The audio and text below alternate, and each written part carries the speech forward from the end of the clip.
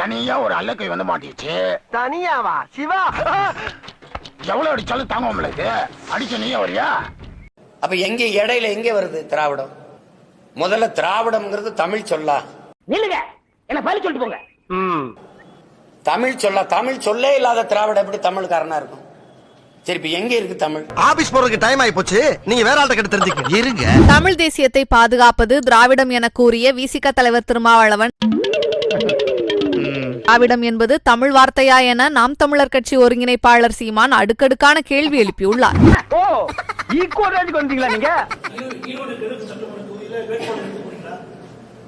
போட்டிட்டா நான் வேட்பாளர் நிறுத்தானுங்கய்யா, போட்டிடுறேன். அறுத்து தள்ளிட்டாலும் என்ன இடிச்சவா நினைச்சிட்டியா இல்ல பைத்தியக்காரன் நினைச்சிட்டியா சொல்லு.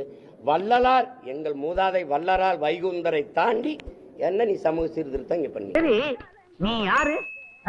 இந்த கிருத்துவம் தானே வேணாங்கிறது. ஏங்க அது விடுங்க, நீங்க தான்றீங்க. பேசுன அது தப்பு. ஊர் கிணறுலாம் வத்தி போகுது, இவன் வாய் மட்டும் வத்த மாட்டேங்குது. ஆமாங்க, சொன்னீங்க. ஆமா, இப்ப என்ன செய்யலாம்? சொன்னேன் அது தாத்தா இல்ல, இப்ப பேத்தாவா இருக்கு. என்ன பண்ணலாம்? அட வெக்கம் கட்டுவீங்களா? இதுக்கு எதுக்குடா வெள்ளையங்கிலி மாலையன்னு மானம் கட்ட அயோக்கிய பள்ளிலாம் மாறி பேசல. படிச்சதானே நான் படிக்கிறேன். படிச்சுட்டே வரும்போது தெளிவு வருது. குழப்பத்தை புழுத்த வேலையெல்லாம் சாகும் வரை, உயிர் உள்ள வரை அவர் என்ன பணியை செய்தாரோ அந்த பணியை செய்து சாகிறது முடிவெடுத்திருக்க. என் இனச்சாவல இவெல்லாம் திருட்டு பையன் எனக்கு எதிரானவன் தெரிய வருது. இதுக்கு ஒரு 4 பேர்த்த மூத்திரத்தை வாங்கி மடக்கு குடிக்க வேண்டியதானே ஆகும்.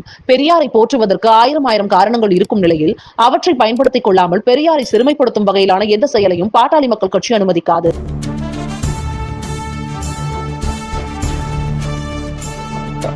இந்திய விடுதலை போராட்டத்தின் கதாநாயகர் மகாத்மா காந்தி என்றால் தமிழ்நாட்டின் சமூக விடுதலை போராட்டத்தின் கதாநாயகன் தந்தை பெரியார் அவர்கள்தான்.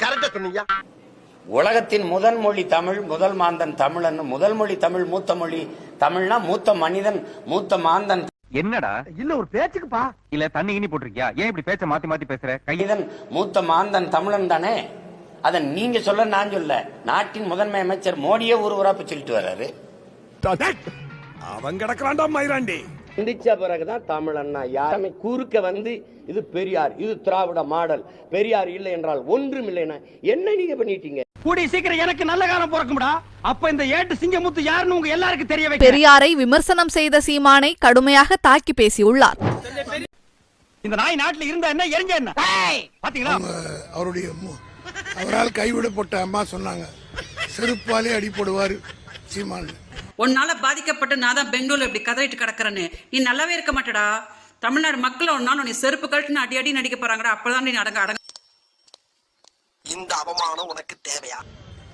பெரியாரை பத்தி பேசுற யோகிதை இந்த தமிழ்நாட்டில் எவனுக்கும் கிடையாது. இப்ப புரிஞ்சுக்கிட்டியா? ஆகையினால இந்த அற்பர்கள், அநியாயக்காரர்கள், பெரியாரை இழுத்து பேசுகிற பிறவிகள் தொடர்ந்து செய்யட்டும். நானே வந்து மாட்டிட்டேனே. 26 வருடம் செய்யட்டும். 2071 கிடைத்த வெற்றியை விட மகத்தான வெற்றியை எங்கள் தளபதி மு.க. ஸ்டாலினுக்கு கிடைக்கும். இன்னொரு விஷயம், எலெக்ஷன் வேற வரப்போகுது. எனக்கு மாலை போட்டு போட்டோ எடுத்து நல்லா அமகலப்படுத்தணும், தெரியுதா? சரி, ஓகே, சரி. பெரியார் குறித்து சீமான் தெரிவித்த கருத்துக்கள் தமிழக அரசியலில் பெரும் சர்ச்சையை உருவாக்கி இருக்கிறது. அவன் இன்னும் திருந்தலமாமா.